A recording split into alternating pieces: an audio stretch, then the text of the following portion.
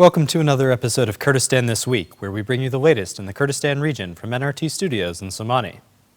On Thursday, Kurdistan Regional Government Prime Minister Masroor Barzani said that the government was concerned about the fighting in northeastern Syria and expressed his sympathy with the victims there. Barzani said that the KRG was against any kind of violence and believed that dialogue and peaceful means of settling disputes would bring stability. On Wednesday, Turkey launched an intervention into the Kurdish-held areas in Syria following a phone call on Sunday where U.S. President Donald Trump seemed to endorse the offensive and ordered the withdrawal of U.S. troops from the immediate border area.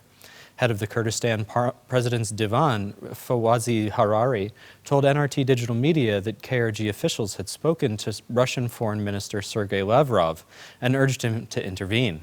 Lavrov visited the region earlier for meetings on economic development. Numerous other Kurdistan regional government, Kurdistan parliament, and party officials spoke out against the campaign. Meanwhile, people across the region took to the streets in protest, with large demonstrations taking place in Erbil and Sulaimani.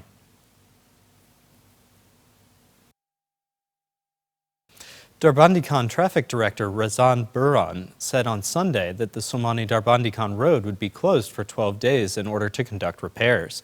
Burhan said that the work is part of a larger project that will be done in two phases, first on the Sulaimani-Darbandikhan road and then on the Darbandikhan-Kalar road. Traffic will detour onto the Karadakh road during the closure, according to Burhan, and trucks and bigger vehicles will use the dirt road and go through the tunnel.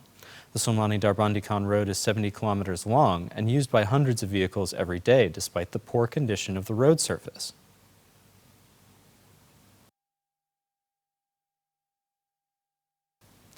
Chair of the New Generation Movement caucus in the Kurdistan parliament, Kazim Farooq, said that that public sector salaries were paid late again and that the KRG has not made any official statement about why. He criticized the government for still being behind on salary payments despite receiving regular infusions of cash from Baghdad. The KRG promised to make its employees whole when it scrapped the withholding system earlier this year, but had so far failed to do so. With tense budget negotiations expected with Baghdad, the government is under pressure to ensure that it will still be able to pay its employees next year.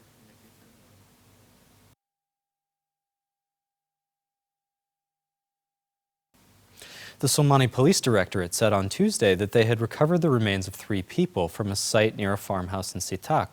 Director of the Communication and Relations Department, Sarkad Ahmed, told NRT Digital Media that the discovery was made by a resident who reported it to authorities.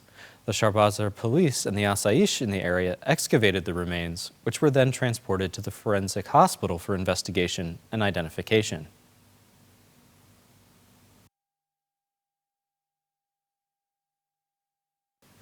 Finally, there are thousands of walnut trees in Halabja's Hawraman area, which produce a crop of more than 10 million walnuts every year. The weather in the area is excellent for producing the nut, but the price has recently suffered because of competition from imports.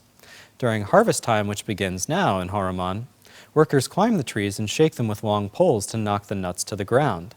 The yield is then processed and taken to market.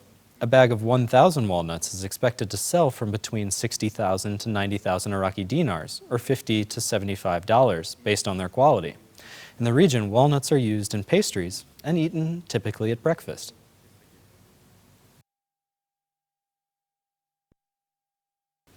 Thanks for tuning into this episode of Kurdistan This Week. If you'd like more information on these stories and others, check out our website, nrttv.com/en, and be sure to like us on Facebook and follow us on Twitter.